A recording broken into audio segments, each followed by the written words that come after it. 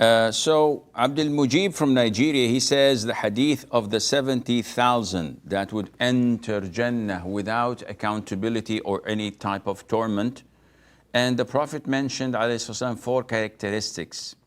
One of them is that they do not ask others for ruqya. La yastarqun. And this is one of the biggest problems of learning Islam through translation. Now, when you read a translated text, you're actually depending entirely on the understanding of the translator. And so many times, maybe not mastering the language you're reading the translation in causes you to fail and understand what the Prophet ﷺ meant by that. And I always give this example to our brothers who are non-Arabs.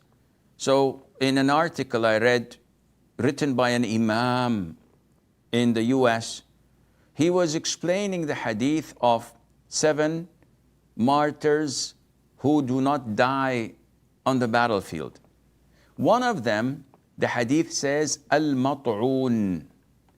Al-mat'un has 2 meanings in Arabic. One, a person who dies by the plague. Ta'un, mat'un.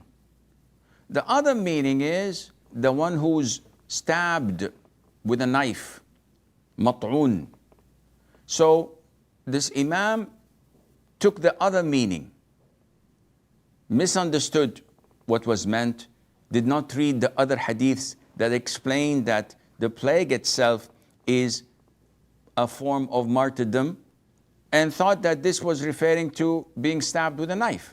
Of course, this shifts the whole meaning 180 degrees. So if someone mugs you with a knife, asking for your wallet, you remember the hadith and you remember this translation and said, no, just go ahead and stab me. I'll die as a martyr. I don't want to fight. And this is not what was intended. So it is totally prohibited for non-Arabs to give fatwas, to elaborate on their own understanding without depending on scholars who preceded them in what they're saying. And without Arabic, you cannot manage to do this. The same thing with Abdul Mujib's understanding. The hadith clearly states, La yastarqun. And if you look at all the other types of hadiths, you will find that the Prophet ﷺ gave ruqya to others. Mother Aisha gave ruqya to the Prophet ﷺ. And this did not exclude them from the 70,000, simply because the hadith indicates that you must not ask people to do ruqya for you. If I'm sick, lying on my bed, someone comes and recites the Fatiha and recites the dua and the ruqya. Should I stop him? No. Let him do it. May Allah Azza wa Jal put the cure in that. What is exempting you, what is excluding you from the 70,000 is when someone comes and said, oh, I have this pain in me. Come on, give me ruqya. Is it haram? No, it's not haram. But you lose the first class and go to economy. You go to coach. Why?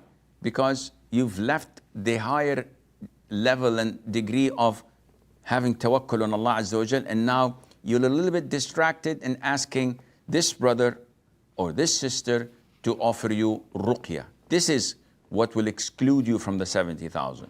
So, word of advice, learn Arabic.